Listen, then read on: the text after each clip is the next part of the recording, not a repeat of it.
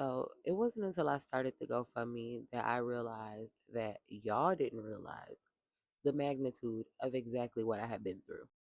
And for that reason, I am starting this series on my endometriosis story. This will be part one.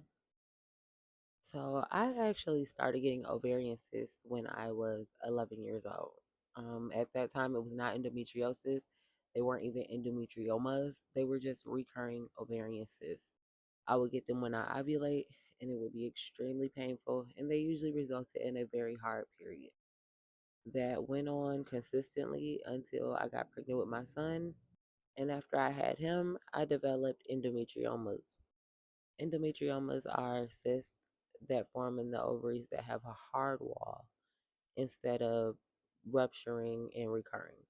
And when they do rupture, they leak a dark brown substance, which gives them the nickname chocolate cyst. So I dealt with those till about the age of maybe 27.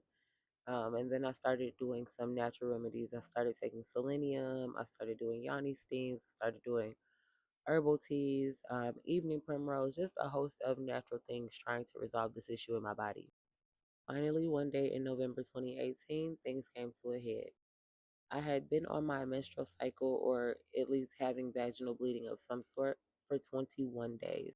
No breaks, no breathers, 21 days of straight bleeding.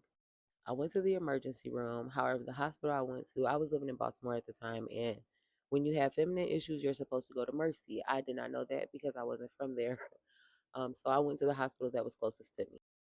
At the emergency room, they did a vaginal ultrasound and they found large masses on both cysts, and also a fibroid on my uterine wall. This was in 2018.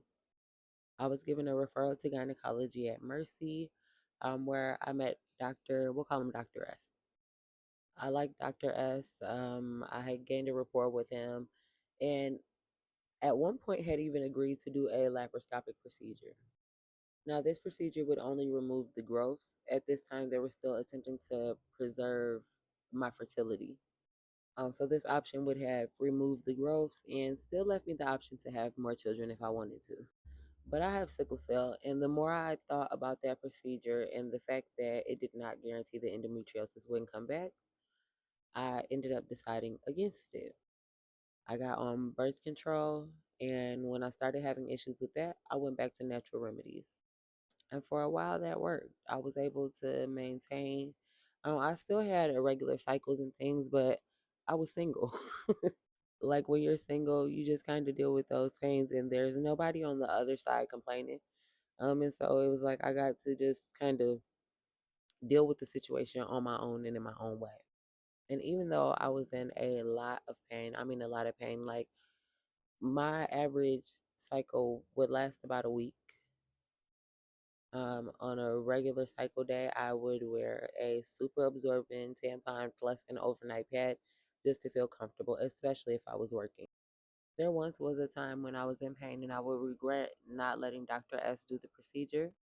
But now that I've had the total hysterectomy and everything that I went through, I'm actually really glad that I waited until it was just a one shot deal. And that's kind of it for part one and how things went in Baltimore regarding my endometriosis journey.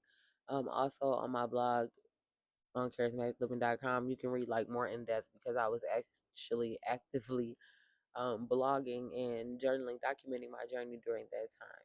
But I will come back with a part two, and that's going to kind of bring us into how we got to where we are now. If you have any questions about the first part of my story, please leave it in the comments, and I will do my best to answer each and every question. Bye.